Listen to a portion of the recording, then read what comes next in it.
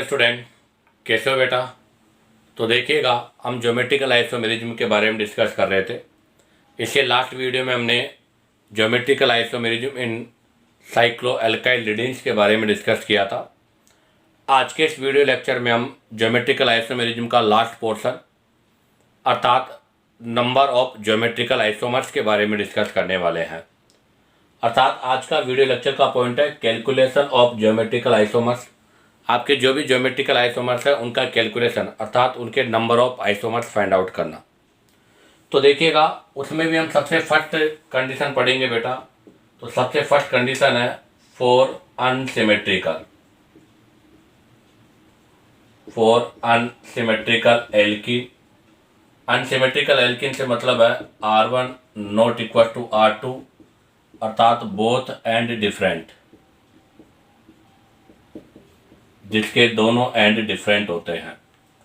तो देखिए बेटा, सबसे फर्स्ट कंडीशन में यूज करने जा रहा हूँ फॉर अनसिमेट्रिकल एल्कीन, जहाँ पर R1 not equal to R2 अर्थात बोथ एंड डिफरेंट। वीडियो को लास्ट तक जरूर देखें बेटा, क्योंकि मैं आपको हर क्वेश्चन को उसको फॉर्मूले के साथ साथ भी एक्सप्लेन करूँगा, इसलिए आपके लिए बहुत इंपॉर्टेंट टॉपिक है। तो जैसे क्या कंडीशन है वो देखो। कंडीशन यह है कि R1 C double bond C ऐसे डॉट डॉट डॉट R2 हो। तो आप देखो इसके दोनों टर्मिनल जो है वो डिफरेंट है। यहाँ पर R1 है, यहाँ पर R2 है। अगर दोनों टर्मिनल डिफरेंट है तो ऐसी कंडीशन पर अगर आपको आइसोमर्स निकालने हैं तो total geometrical isomers equal to 2 की पावर n, जहाँ पर n इक्वल टू क्या होगा, नंबर ऑफ स्टीरियोजेनिक सेंटर अर्थात वो डबल बॉन्ड जिनकी वजह से स्टीरियो आइसोमेरिज्म अर्थात ज्योमेट्रिकल आइसोमेरिज्म हो रही है। तो देखिएगा, इसके अंदर मैं सबसे फर्स्ट एग्जांपल के बारे में डिस्कस करूंगा। तो सबसे फर्स्ट जो मैंने एग्जांपल लिया है वो एग्जांपल ये लिया है। अब आप जरा देखिएगा, जो कंपाउंड आपको गिवन है उसमें नंबर ऑफ पाई बॉन्ड कितने हैं, 2। आप देखो इसका जो टर्मिनल एंड है वो है मिथाइल के साथ और इसका जो टर्मिनल एंड है वो है मिथाइल। अब आप देखो इस डबल बॉन्ड के रेस्पेक्ट में अगर मैं टर्मिनल एंड देखता हूँ तो यहाँ पर है CH2CH3 इथाइल और वहाँ पर है मिथाइल अर्थात ये अनसिमेट्रिकल है। तो ऐसी कंडीशन पर यहाँ पर n की वैल्यू 2 हो जाएगी अर्थात यहाँ पर भी GI पॉसिबल है, यहाँ पर भी GI पॉसिबल है। 2 स्टीरियोजेनिक सेंटर होगा। अगर 2 स्टीरियोजेनिक सेंटर होगा तो आइसोमर्स 2 की पावर 2 4 इक्वल टू कितना हो जाएगा बेटा, 4 आइसोमर्स हो जाएंगे। कौन कौन से होंगे 4 आइसोमर्स? अगर ये सिस है तो ये भी सिस, तो पहला सिस, अगर ये सिस है तो ये ट्रांस, दोनों ट्रांस, और अगर ये ट्रांस है तो वो सिस। ये वो 4 कंडीशन है जो इसमें पॉसिबल है। तो बताओ इसका टोटल कितने आइसोमर्स बनेंगे बेटा, 4 आइसोमर्स का फॉर्मेशन होगा। ऐसा ही एक और एग्जाम्पल ले रहा हूँ मैं। अब की बार मैंने थोड़ा एग्जाम्पल डिफरेंट वे वाला लिया है। अब की बार हम जो एग्जाम्पल लेने जा रहे हैं वो एग्जाम्पल यह है।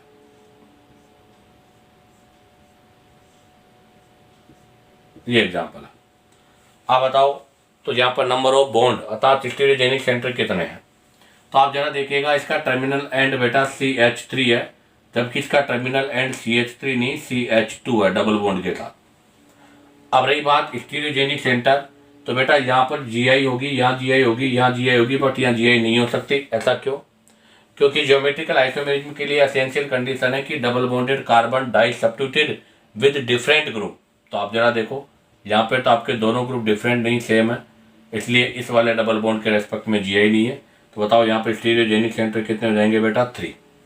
अब बताओ अगर स्टीरियोजेनिक सेंटर 3 हो जाएंगे तो 2 की पावर 3 इक्वल टू कितने, 8 आइसोमर्स का फॉर्मेशन होगा।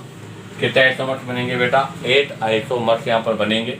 कैसे होंगे 8, सिस सिस सिस सिस सिस ट्रांस सिस, इस तरह से करेंगे तो टोटल 8 आइसोमर्स का फॉर्मेशन हो जाएगा। अब आप चाहो तो यहाँ से इसका स्क्रीनशॉट ले लीजिएगा। अब हम इसके फर्दर एग्जांपल्स के बारे में डिस्कस करेंगे। तो देखिएगा बेटा, अब हम नेक्स्ट एग्जांपल नंबर 3 के बारे में डिस्कस करेंगे। तो मैंने एग्जांपल नंबर 3 ये लिया है। अब जरा आप चेक कीजिएगा, यहाँ पर डबल बॉन्ड है, इसके साथ ये ग्रुप है, यहाँ डबल बॉन्ड इसके साथ ग्रुप है, बोथ टर्मिनल एंड डिफरेंट है और इसके अंदर 2 डबल बॉन्ड है जहाँ पर GI पॉसिबल है। तो बताओ स्टीरियोजेनिक सेंटर एन कितने हो गए 2। अगर स्टीरियोजेनिक सेंटर 2 हो गए तो बताओ 2 की पावर 2 इक्वल टू कितने आइसोमर्स हो जाएंगे 4 आइसोमर्स, जिसमें ये सिस ये भी सिस हो जाएगा, ये सिस ये ट्रांस हो जाएगा, ये ट्रांस ये सिस और ये ट्रांस और ये ट्रांस हो जाएगा। अब हम लेंगे एग्जाम्पल नंबर 4। एग्जाम्पल नंबर 4 के अंदर मैंने बेटा ये एग्जाम्पल लिया है,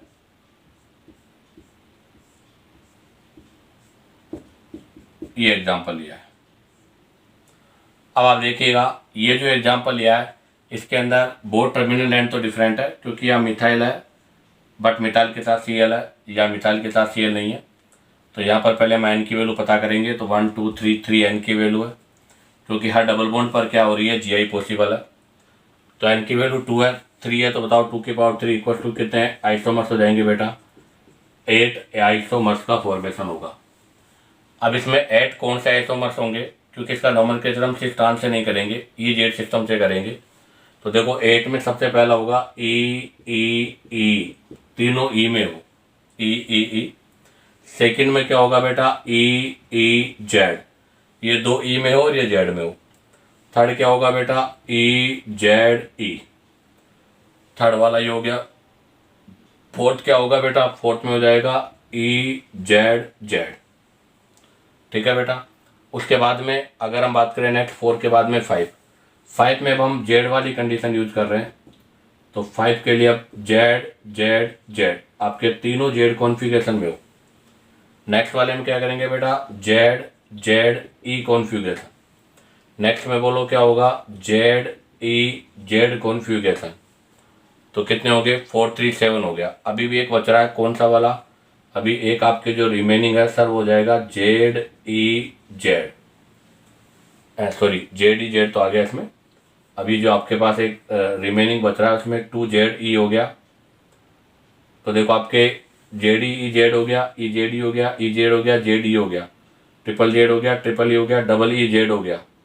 तो अब आपके पास जो कंडीशन बची है वो बची है बेटा कि आप Z, तो जो कंडीशन रिमेनिंग है बेटा वो है ZEE। इस प्रकार से इसके पास टोटल 8 आइसोमर्स का फॉर्मेशन हो जाएगा। अब हम लेंगे यहाँ से नेक्स्ट एग्जांपल नंबर 5।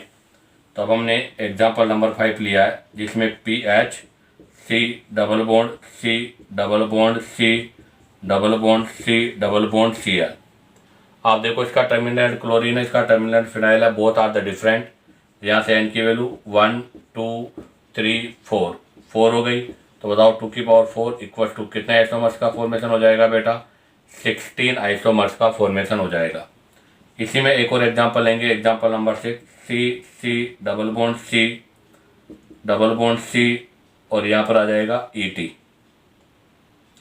अब आप देखो क्या इसके बोथ एंड डिफरेंट है, तो बिल्कुल यहाँ पर ये वाला एंड इथाइल है, यहाँ पर ये वाला एंड मिथाइल है, बोथ आर द डिफरेंट, किसके दोनों एंड डिफरेंट है, अनसिमेट्रिकल है। तो एन की वैल्यू पता करेंगे तो ये भी डबल बॉन्ड ये भी डबल बॉन्ड 2 डबल बॉन्ड है। तो बताओ 2 की पावर 2 इक्वल टू कितने आइसोमर्स हो जाएंगे बेटा 4 आइसोमर्स हो जाएंगे। इसी के साथ आपका ये first portion for unsymmetrical alkene वाला पोर्शन कंप्लीट होता है। अब आप चाहो तो यहाँ से इसका स्क्रीनशॉट ले लीजिएगा। अब हम यहाँ से बी वाली कंडीशन के बारे में डिस्कस करेंगे। तो देखिएगा बेटा अब हम डिस्कस करेंगे यहाँ से B condition for symmetrical alkene. Symmetrical alkene अर्थात जहाँ पर R1 इक्वल टू R2 या में से कहें तो बोथ एंड सेम। तो बेटा अब हम डिस्कस करने जा रहे हैं for symmetrical alkene R1 equal to R2 both and same, जहाँ पर दोनों टर्मिनल एंड सेम हो। जैसे इसमें भी आपके पास दो कंडीशन होगी बेटा। First condition if n equal to E1 और if n equal to odd. अगर आपके पास n की वैल्यू ओड हो और अगर आपके पास n की वैल्यू E1 हो तो यहाँ पर आपको नंबर ऑफ आइसोमर्स निकालने के लिए नंबर ऑफ ज्योमेट्रिकल आइसोमर्स निकालने के लिए 2 की पावर n-1 प्लस 2 की पावर p-1 फॉर्मूला अप्लाई करेंगे। यहाँ पर भी फॉर्मूला तो ये रहेगा 2 की पावर n-1 प्लस 2 की पावर p-1। बट यहाँ पर p की वैल्यू डिफरेंट हो जाएगी। p की वैल्यू या तो हो जाएगी डायरेक्ट n/2 और यहाँ पर p की वैल्यू हो जाएगी बेटा n+1/2, क्योंकि n ओड है, ओड में 2 का डिवाइड नहीं होता, इसलिए इसमें +1 करके हम सोल्व करेंगे। इसका मतलब हम चाहें तो इस फॉर्मूले को ऐसे भी लिख सकते हैं क्या कि 2 की पावर n-1 प्लस 2 की पावर n/2 -1, और इस फॉर्मूले को चाहें तो 2 की पावर n-1 प्लस 2 की पावर n+1/2 -1, इस तरह से भी हम इसको रिप्रेजेंट कर सकते हैं। अब आप देखिएगा इनमें एक एक एग्जाम्पल। यहाँ मैंने जो एग्जाम्पल लिया है बेटा, वो एग्जाम्पल यह है, नंबर ऑफ पाई बॉन्ड। बताइएगा नंबर ऑफ डबल बॉन्ड कितने हैं, यहाँ पर 2। इसका ये एंड किससे ख़त्म है, मिथाइल से। इस एंड पर भी क्या है, मिथाइल है। बताओ बोथ एंड सेम है, डिफरेंट, बोथ एंड सेम है। अगर दोनों एंड सेम है अर्थात R1 = R2 है और n की वैल्यू यहाँ पर 2 है, तो बताओ 2 है तो आप क्या लगा दोगे, n की वैल्यू 2 है तो p की वैल्यू क्या हो जाएगी, तो p की वैल्यू 2 में 2 का डिवाइड कर दो, कितना आ गया 1। तो बताओ सोल्व करेंगे तो क्या हो जाएगा, 2 की पावर n-1, तो 2 की पावर 2 - 1 प्लस 2 की पावर p -1, 2 में से 1 गया तो 1 तो 2 हो जाएगा, प्लस 1 में से 1 गया तो 0, और 2 की पावर 0, और आपको पता है किसी की भी पावर 0 होती है तो उसकी वैल्यू क्या होती है 1। तो बताओ कितना हो जाएगा इसका आंसर 3। तो बताओ टोटल कितने आइसोमर्स होंगे बेटा, यहाँ पर 3 आइसोमर्स होंगे। अब आ जाएगा इधर भी मैं इससे रिलेटेड एक ऐसा ही एग्जाम्पल ले रहा हूँ। अब आप देखिए इसका टर्मिनल एंड क्या है बेटा, मिथाइल। इसका टर्मिनल एंड भी क्या है बेटा, मिथाइल। एन की वैल्यू कितनी है बेटा, 3। तो पाई पाई पाई 3 पाई बॉन्ड है। तो बताओ एन की वैल्यू 3 है तो पी की वैल्यू क्या हो जाएगी, 3 + 1/2 = 2। तो बताओ इसके आइसोमर्स कितने हो जाएंगे, तो 2 की पावर 3 - 1 प्लस 2 की पावर 2 - 1। तो बताओ 3 में से 1 हो गया तो 2, 2 की पावर 2 प्लस 2 की पावर 1, तो 2 की पावर 2 कितना हो गया बेटा, 4 प्लस 2 कितने हो जाएंगे बेटा, टोटल 6 आइसोमर्स का फॉर्मेशन हो जाएगा। इसी के साथ आपका एक कंडीशन नंबर 2 और उससे रिलेटेड 1 एग्जाम्पल कंप्लीट होता है। अब आप चाहो तो यहाँ से इसका स्क्रीनशॉट ले लीजिएगा। अब हम इसके नेक्स्ट एग्जाम्पल्स के बारे में डिस्कस करेंगे। तो देखिएगा नेक्स्ट एग्जाम्पल में, तो अब हम यहाँ से नेक्स्ट फर्स्ट एग्जाम्पल, मैंने सबसे फर्स्ट एग्जाम्पल जो लिया है वो एग्जाम्पल ये लिया बेटा। अब आप जरा देखो यहाँ पर, सबसे पहले तो इसका अगर हम EZ सिस्टम के अकॉर्डिंग देखें तो इसका क्या होगा सिस्टम, तो जरा आप देखिएगा 1 2 3 4 5 6 कार्बन का सिस्टम है। 2 नंबर के कार्बन पर ये मिथाइल है, इसमें मिथाइल अपोजिट है, हाई प्रायोरिटी रहेगी, ये Z लो H लो प्रायोरिटी पे रहेगा हाइड्रोजन यहाँ पर। इसमें भी आप देखो इस वाले डबल बॉन्ड पे ये हाई प्रायोरिटी रहेगी, ये दोनों हाई प्रायोरिटी अपोजिट साइड है। तो अगर दोनों हाई प्रायोरिटी अपोजिट साइड है तो 2 पर तो क्या हो गया E, और 4 पे देखो, हाँ 4 पे भी दोनों अपोजिट है तो 4 पे भी E हो जाएगा। तो इसका मतलब ये 2E और 4E है। और आप इसका टर्मिनल एंड देखो, इसका टर्मिनल एंड भी मिथाइल है, इसका टर्मिनल एंड भी मिथाइल है, तो इसका मतलब इसके दोनों टर्मिनल एंड भी सेम है। तो ऐसी कंडीशन पर यहाँ पर सिमेट्रिकल वाला फॉर्मूला लगेगा, जहाँ पर n की वैल्यू 2 है, n की वैल्यू 2 है तो 2 की पावर 2 -1 प्लस 2 की पावर 2 डिवाइड बाई 2 -1, तो 2 की पावर 2 -1 तो कितना हो गया 2, 2 में 2 का डिवाइड करेंगे 1, 1 में से 1 गया तो 0, 2 की पावर 0 बराबर कितना हो जाएगा 3 आइसोमर्स आ जाएगा। अब आपको एक चीज़ मैं क्लियर कर दूँ कि सर ऐसे के अंदर हमें 4 आइसोमर्स ऑब्जर्व होते हैं। कितने आइसोमर्स ऑब्जर्व होते हैं 4, क्योंकि अगर ये सिमेट्रिकल नहीं होता तो 2 की पावर 2 = 4 आइसोमर्स होते हैं, बट हमें यहाँ पर 3 आइसोमर्स हो रहे हैं। तो ऐसा क्यों, तो उसका रीजन मैं आपको क्लियर कर दूँ बेटा कि इसके 4 आइसोमर्स कौन कौन से होते हैं, EZ, ZE और ZZ, ये 4 आइसोमर्स होते हैं। बट आप देखो बेटा इसमें ये दोनों जो आइसोमर्स हैं वो आइडेंटिकल हो जाएंगे। ऐसा क्यों, क्योंकि इनका जो बोथ एंड है वो सेम होता है। इस वजह से ये दो आपके आइसोमर्स सब आइडेंटिकल हो जाते हैं, और आइडेंटिकल हो जाने की वजह से 4 की बजाय कितने रह जाते हैं बेटा, 3 रह जाते हैं। कैसे, वो भी मैं एक्सप्लेन कर दूँ। जैसे मैं ये वाली कंडीशन में अप्लाई करना चाहता हूँ तो देखो 1 2 2 पर तो एंटी, तो 2 पर तो एंटी हो गया, और अब जो आएगा वो जेड में, तो यहाँ वाली जो कंडीशन है वो जेड में आनी चाहिए, तो ये फॉर्म बनेगी। तो आप जरा देखो ये ई है और ये जेड हो गया, और अब ये वाली कंडीशन में बनाना चाहता हूँ, तो इस वाली कंडीशन में देखो आप क्या होगा, ये जेड बन गया, ये 1 हो गया, ये 2 हो गया, ये 3 हो गया, ये 4 हो गया, जेड में आ गया 4, उसके बाद में 4 और 5 पे ये डबल बॉन्ड आ गया, और ये एंटी बनाना चाहता हूँ तो ये नीचे की साइड आ जाएगा। अब आप जरा देखो इन दोनों स्ट्रक्चर्स में क्या डिफरेंस है, कोई भी डिफरेंस नहीं है कि इसमें मैंने नंबरिंग अभी ऐसे ही की थी, अब मैं इसमें नंबरिंग यहाँ से कर दूँ तो बताओ क्या डिफरेंस है, कोई डिफरेंस नहीं है। इसका मतलब यहाँ पर ये दोनों जो हैं अर्थात ई जेड और जेड ई वाले जो हैं वो सिमेट्रिकल की वजह से केवल एक ही आइसोमर्स में कन्वर्ट हो जाते हैं, इसलिए यहाँ पर 4 आइसोमर्स की बजाय कितने आइसोमर्स का फॉर्मेशन होगा बेटा, 3 आइसोमर्स का फॉर्मेशन होगा। ऐसा ही एक और एग्जांपल लूँ मैं इसी के सिमिलर, तो देखो जैसे मैंने एग्जांपल लिया ये,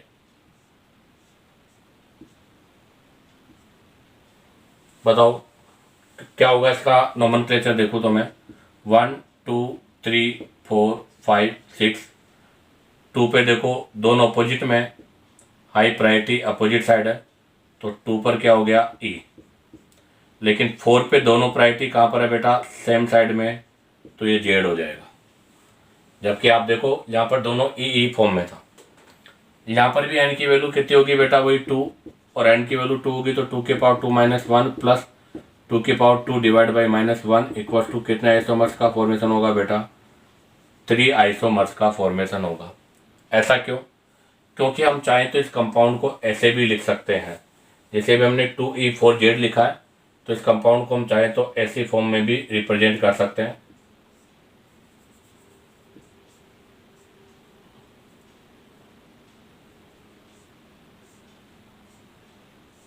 अब आप जरा देखो, सॉरी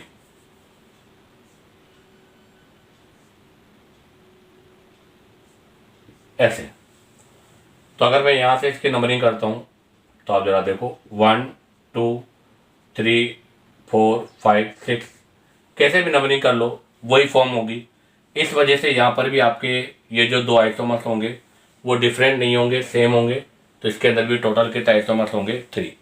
अब आप यहाँ से इसका स्क्रीनशॉट लीजिएगा, अब हम इसके नेक्स्ट एग्जांपल्स के बारे में डिस्कस करेंगे। तो देखिएगा बेटा नेक्स्ट एग्जांपल नंबर 3, तो अब हम नेक्स्ट एग्जांपल नंबर 3 के बारे में डिस्कस करें।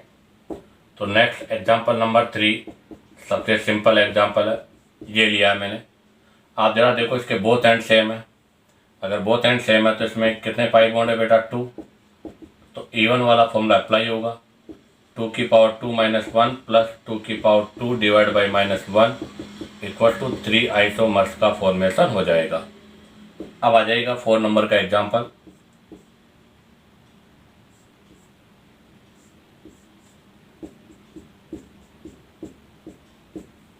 ये 4 नंबर का एग्जांपल लिया मैंने, आप जरा देखिएगा इसका टर्मिनल एंड भी मिथाइल है, इसका टर्मिनल एंड भी मिथाइल है, और अगर मैं यहाँ से इसको डिवाइड करूँ तो 2 इक्वल आपस में डिवाइड हो रहा है, सिमेट्रिकल है, तो इसका मतलब यहाँ पर सिमेट्रिकल वाली कंडीशन लगेगी। अगर मैं इसका नोमेनक्लेचर करना चाहूँ तो देखो 1 2 3 4 5 6 7 8, 2 नंबर पे आप देखो ये दोनों आपके हाई प्रायोरिटी अपोजिट में, तो 2 भी ई होगा, 4 के अंदर दोनों है जेड होगा, 6 के अंदर अपोजिट है ई होगा, और यहाँ पर फॉर्मूला लगेंगे तो एन की वैल्यू 3 अर्थात ओड वाला सिस्टम लगेगा, तो 2 की पावर 3 माइनस 1 प्लस 2 की पावर 3 प्लस 1 2 डिवाइड माइनस 1, तो 2 की पावर 2 प्लस 4 में 2 का डिवाइड करेंगे 2 में से 1 गया तो 1, तो ये 2 हो जाएगा। बताओ टोटल कितना आइसोमर्स का फॉर्मेशन हो जाएगा बेटा, 6 आइसोमर्स का फॉर्मेशन हो जाएगा। अब 6 आइसोमर्स कौन कौन से होंगे वो देखो, जब हमें अभी इससे जस्ट पहले एग्जाम्पल में 8 आइसोमर्स बनाए थे, तभी हमने जस्ट इससे पहले एक एग्जाम्पल था उसमें 8 बनाए थे, जेड जेड जेड ई और ई, ये 1 हो जाएगा, ये 2 हो जाएगा। उसके बाद में नंबर 3 में यहाँ जेड जेड ई हो जाएगा, तो यहाँ पर क्या होगा, ई ई जेड हो जाएगा। ऐसे ही फिर नेक्स्ट अगर हम यहाँ करेंगे तो यहाँ हो जाएगा जेड, आपका जेड ई और जेड, और यहाँ क्या बनेगा बेटा, ई जेड ई। और नेक्स्ट अगर मैं चेक करूँ तो बताओ यहाँ क्या हो जाएगा, यहाँ हो जाएगा ई जेड जेड, और यहाँ क्या हो जाएगा, जेड ई ई। तो बेटा ई जेड जेड और जेड ई ई आपका जो है, ये वाली दोनों कंडीशन तो आपकी सेम हो जाएगी। ये वाली दोनों कंडीशन आपकी क्या हो जाएगी बेटा, सेम हो जाएगी। तो इसका मतलब ये दोनों तो एक के ही पार्ट हो जाएंगे। और आपका जेड ई जेड और ई जेड ई ये दोनों अलग अलग होंगे, और ये वाली कंडीशन भी आपकी एक हो जाएगी। तो ये 3 हो गया, ये 4 हो गया, ये 5 हो गया, और ये 6 हो गया। इस प्रकार से यहाँ पर टोटल 6 आइसोमर्स का फॉर्मेशन हो जाएगा। अब आप चाहो तो यहाँ से इसका स्क्रीनशॉट ले लीजिएगा। अब हम यहाँ से इससे रिलेटेड कुछ क्वेश्चंस के बारे में डिस्कस करेंगे। तो देखिएगा, अब हम डिस्कस करेंगे question 1, how many geometrical isomers possible. आपको बताना है कि इनके कितने ज्योमेट्रिकल आइसोमर्स पॉसिबल है, जिसके अंदर सभी डिफरेंट कंडीशंस हैं। तो देखो, सबसे फर्स्ट वाला जो क्वेश्चन है उसके अंदर यहाँ पर डबल बॉन्ड है, यहाँ पर मिथाइल मिथाइल है, यहाँ डबल बॉन्ड और सी है, टर्मिनल एंड डिफरेंट है। तो यहाँ पर डिफरेंट टर्मिनल एंड वाली कंडीशन लगेगी। बट आप जरा देखो, यहाँ पर भी मिथाइल है, यहाँ पर भी मिथाइल है, बोथ सेम है। और अगर ये दोनों सेम है तो आपको पता है बेटा, यहाँ पर जी आई पॉसिबल नहीं है, यहाँ पर जी आई पॉसिबल होगी। तो यहाँ पर 2 की पावर 1 इक्वल टू कितने आइसोमर्स बनेंगे बेटा, 2 आइसोमर्स का फॉर्मेशन होगा। अब आ जाइएगा सेकेंड एग्जाम्पल में। सेकेंड एग्जाम्पल में भी बेटा इसका जो टर्मिनल एंड है वो है CH2, और इसका जो टर्मिनल एंड है वो है CH3 methyl. Both are different. अगर दोनों एंड डिफरेंट है तो इनके आइसोमर्स भी क्या होंगे, वो हमें आइडेंटिफाई करना है। बट आपको पता है सर, इस वाले बॉन्ड पे जीआई नहीं होगी क्योंकि इसमें बोथ सब्स्टिट्यूएंट सेम है, और यहाँ पर दोनों डिफरेंट है तो यहाँ पर जीआई होगी। तो वही 2 की पावर 1 इक्वल टू कितने आइसोमर्स होंगे बेटा, 2 आइसोमर्स होंगे। अब आ जाएगा example number C. Example number C में देखिएगा बेटा, यहाँ पर भी मिथाइल है और यहाँ पर भी मिथाइल है, यहाँ पर भी यही बॉन्ड है, यहाँ भी यही बॉन्ड है, यहाँ पर Cl अप है, यहाँ पर Cl डाउन है। तो ये सिमेट्रिकल का पोर्शन नहीं है, बस ये डिफरेंस है कि ये सिमेट्रिकल नहीं है। तो ये अनसिमेट्रिकल का पोर्शन है बेटा, क्योंकि इसमें प्लेन ऑफ सिमेट्री नहीं हो सकती। तो अगर अनसिमेट्रिकल का पार्ट है तो यहाँ पर वही 2 की पावर n वाला फॉर्मूला अप्लाई होगा। कितने डबल बॉन्ड है बेटा, ये दोनों डबल बॉन्ड ही यहाँ पर जीआई के लिए रेस्पॉन्सिबल है। तो यहाँ पर 2 की पावर 2 इक्वल टू कितने आइसोमर्स हो जाएंगे बेटा, 4 आइसोमर्स का फॉर्मेशन हो जाएगा। अब आ जाएगा नेक्स्ट एग्जाम्पल नंबर डी। तो देखिएगा नेक्स्ट एग्जाम्पल नंबर डी में, नेक्स्ट एग्जाम्पल नंबर डी में भी आपको दे रखा है, यहाँ पर मिथाइल और क्लोरीन है, यहाँ पर मिथाइल है, अर्थात बोथ एंड डिफरेंट है, अर्थात ये भी आपके अनसिमेट्रिकल का पार्ट है। यहाँ पर भी जीआई होगी, यहाँ पर भी जीआई होगी, यहाँ पर भी जीआई होगी। तो 2 की पावर 3 इक्वल टू 8 आइसोमर्स का फॉर्मेशन हो जाएगा। ई एग्जाम्पल, ई में देखिएगा रिंग के साथ यहाँ पर डबल बॉन्ड के साथ एन है, यहाँ भी डबल बॉन्ड के साथ एन है, ऑक्साइन फॉर्म है ये, मतलब आपका सब्स्टिट्यूटेड में है। और ऐसे सब्स्टिट्यूटेड वाले पोर्शन में भी जीआई होती है बेटा। बट आप देखो यहाँ पर से इसको 2 इक्वल हाफ्स में डिवाइड कर सकते हैं, अर्थात इसमें प्लेन ऑफ सिमेट्री है, अर्थात ये आपके सिमेट्रिकल का पार्ट है। तो यहाँ पर सिमेट्रिकल वाला फॉर्मूला लगेगा। और यहाँ पर कितने डबल बॉन्ड है बेटा, 2, तो एन की वैल्यू 2 लगेगी, E1 वाला। तो 2 की पावर 2 माइनस 1 प्लस 2 की पावर 2, 2 डिवाइड बाई -1 क्या हो जाएगा, 2 में से 1 गया तो 1, 2 की पावर 1 का मतलब 2, 2 में से 2 डिवाइड किया तो 1, 1 में से 1 गया तो 0, 2 की पावर 0 की वैल्यू 1। बताओ टोटल कितने आइसोमर्स का फॉर्मेशन होगा, 3 आइसोमर्स का फॉर्मेशन होगा। इसी के साथ आपका ये कैलकुलेशन ऑफ ज्योमेट्रिकल आइसोमर्स का पोर्शन कंप्लीट होता है। अब हम यहाँ पर से कुछ ज्योमेट्रिकल आइसोमेरिज्म के स्पेशल एग्जांपल्स के बारे में भी डिस्कस करेंगे। तो देखिएगा बेटा, नेक्स्ट क्वेश्चन है find out geometrical stereo centre. अर्थात जो फॉर्मूला अभी हम पढ़ रहे थे उसको अप्लाई करने के लिए एन की जो वैल्यू थी वो थी स्टीरियोजेनिक सेंटर। आपको इन एग्जांपल्स में बताना है कि स्टीरियोजेनिक सेंटर कितने हैं, अर्थात कौन कौन से पोर्शन से जीआई पॉसिबल है। तो देखिएगा, सबसे फर्स्ट एग्जांपल है ए एग्जांपल में आपके पास ये गिवन है। तो ये क्या है, ये है साइक्लो एल्केन, और साइक्लो एल्केन में 2 कार्बन sp3 होने चाहिए, डाई सब्स्टिट्यूटेड है, तो यहाँ पर जीआई है। यह है डबल बॉन्ड अर्थात एल्कीन, एल्कीन पे इस कार्बन पे दोनों ग्रुप डिफरेंट है, इस पर भी दोनों ग्रुप डिफरेंट है, ये भी हो जाएगा। यहाँ पर स्टीरियोजेनिक सेंटर कितने हो जाएंगे, 2, एल्कीन भी और साइक्लो एल्केन भी है। सेकेंड एग्जाम्पल भी यही है बेटा, बट यहाँ पर इस एल्कीन के रेस्पेक्ट में जीआई नहीं होगी क्योंकि इस कार्बन पे लगे हुए दोनों ग्रुप सेम है। बट आप जरा देखिएगा, यहाँ पर इस साइक्लो एल्केन के रेस्पेक्ट में जीआई हो जाएगी क्योंकि यहाँ पर 2sp3 di substituted with different substituent है, इसलिए यहाँ पर स्टीरियोजेनिक सेंटर 1 हो जाएगा। अब आ जाएगा नेक्स्ट एग्जाम्पल। नेक्स्ट एग्जाम्पल में आपके बेटा ये स्पाइरेन है, और स्पाइरेन के लिए कंडीशन थी नंबर ऑफ रिंग ओड होनी चाहिए, इवन नहीं। तो यहाँ पर number of ring odd even है, इसलिए यहाँ पर जीआई नहीं होगी। CH double bond CH alkene है, यहाँ पर जीआई हो जाएगी। और आप जरा देखो, यहाँ पर भी रिंग है, रिंग के साथ डबल बॉन्ड और FF है, तो इसका मतलब यहाँ पर साइक्लो एल्काइल लीडिंग सिस्टम पर तो जीआई नहीं है।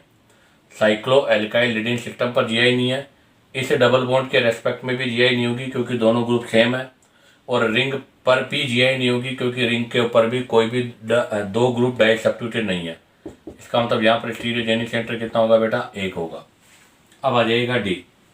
अब आप देखिएगा डी वाले एग्जाम्पल में बेटा, सबसे पहले तो ये आपका क्या है, साइक्लो एल्कीन है, और नंबर ऑफ कार्बन 1 2 3 4 5 6 7 8 9 10 है। इसका मतलब यहाँ पर साइक्लो एल्कीन के रेस्पेक्ट में जीआई हो रही है।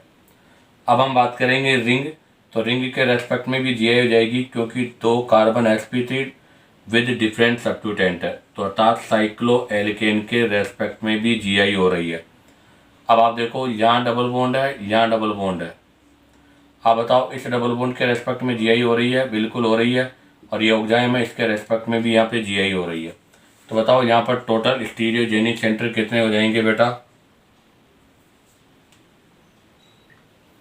तो टोटल 4 स्टीरियोजेनिक सेंटर हो जाएंगे। नेक्स्ट एग्जाम्पल नंबर ई। नेक्स्ट एग्जाम्पल नंबर ई में देखिएगा बेटा, यहाँ भी डबल बॉन्ड है, यहाँ भी डबल बॉन्ड है, यहाँ भी डबल बॉन्ड है, 3 कंटिन्यू डबल बॉन्ड है, अर्थात ये आपका ओड क्यूमुलेटेड है, और ओड क्यूमुलेटेड में इस कार्बन पे दोनों ग्रुप डिफरेंट है, और आपके इस कार्बन पर भी बोथ ग्रुप डिफरेंट है। इसका मतलब यहाँ पर जीआई हो जाएगी। ये एल्कीन है, इस पर भी दोनों ग्रुप डिफरेंट है, यहाँ पर भी हो जाएगी, तो यहाँ स्टीरियोजेनिक सेंटर कितने हो जाएंगे बेटा, 2। अब आ जाएगा एफ। एफ में अगर हम बात करें तो सबसे फर्स्ट में 1 2 3 नंबर ऑफ रिंग और पाई बॉन्ड 3 है, तो इसका मतलब यहाँ से जीआई हो जाएगी क्योंकि यहाँ पर भी डाई सब्स्टिट्यूटेंट है, मिथाइल और हाइड्रोजन, और यहाँ पर भी आपके दोनों ग्रुप डिफरेंट है। अब आता है नेक्स्ट यहाँ पर, तो देखो 1 2 3 4 5 ओड है, बट लास्ट पे CH2 है, इसलिए यहाँ जीआई नहीं होगी, इसलिए यहाँ पर स्टीरियोजेनिक सेंटर 1 होगा। अगर ये दोनों डिफरेंट होते तो यहाँ पर भी जीआई हो जाती क्योंकि नंबर ऑफ पाई बॉन्ड अर्थात आपका जो क्यूमुलेटेड है उसमें ओड होना चाहिए था, बट लास्ट वाले दोनों कार्बन पे जो डिफरेंट ग्रुप है, मतलब जो ग्रुप है वो भी डिफरेंट होने चाहिए। अब आ जाएगा जी। जी में देखो आप 1 2 3 ओड रिंग है, इस पर आप अगर चेक करोगे तो मिथाइल है, हाइड्रोजन है, यहाँ पर भी ये और ये है, तो इसका मतलब यहाँ जीआई हो जाएगी। और बेटा यहाँ पर साइक्लो एल्केन पर भी जीआई हो जाएगी क्योंकि ये कार्बन आपका डाई सब्स्टिट्यूटेड डिफरेंट और ये कार्बन भी आपका डाई सब्स्टिट्यूटेड डिफरेंट है। तो बताओ स्टीरियोजेनिक सेंटर कितने हो जाएंगे, 2। अब आ जाएगा एच। एच में आप देखिएगा पाई सिग्मा मतलब डबल बॉन्ड रिंग और डबल बॉन्ड, अर्थात ये भी आपका क्या हो गया, ओड वाला सिस्टम हो गया, यहाँ जीआई हो जाएगी क्योंकि नाइट्रोजन के रेस्पेक्ट में लोन पेयर हाइड्रोजन, नाइट्रोजन के रेस्पेक्ट में लोन पेयर हाइड्रोजन, दोनों ग्रुप डिफरेंट है, तो यहाँ पर स्टीरियोजेनिक सेंटर 1 हो जाएगा। अब आ जाएगा आई। आई में देखो बेटा यहाँ डबल बॉन्ड है, अर्थात साइक्लो एल्कीन है, सॉरी एल्कीन है, और यहाँ पर जो एल्कीन है उसके रेस्पेक्ट में जीआई हो जाएगी क्योंकि डबल बॉन्ड पे दोनों ग्रुप डिफरेंट है, यहाँ पर भी हो जाएगी और रिंग में भी हो जाएगी, तो यहाँ पर स्टीरियोजेनिक सेंटर 3 हो जाएंगे क्यों जाएगी रिंग में? क्योंकि रिंग में 2 कार्बन आपके डाई सब्स्टिट्यूटेड है और उस पर दोनों ग्रुप डिफरेंट है। अब आ जाएगा जे में पाई बॉन्ड गिनेगा 1 2 3 रिंग है और यहाँ पर मिथाइल है, यहाँ पर हाइड्रोजन है अर्थात ओड है। मिथाइल हाइड्रोजन दोनों डिफरेंट है, नाइट्रोजन भी दोनों डिफरेंट है, तो इसका मतलब ये पूरा एक सिस्टम है और यहाँ पर भी स्टीरियोजेनिक सेंटर 1 हो जाएगा। इसी के साथ आपका ये कैलकुलेशन ऑफ ज्योमेट्रिकल आइसोमेरिज्म का पोर्शन कंप्लीट होता है। उम्मीद करता हूँ कि आपको वीडियो पसंद आया होगा। अगर आपको वीडियो पसंद आया हो तो आप वीडियो को लाइक, सब्सक्राइब और शेयर करो ताकि आपके पास न्यू नोटिफिकेशन आता रहे।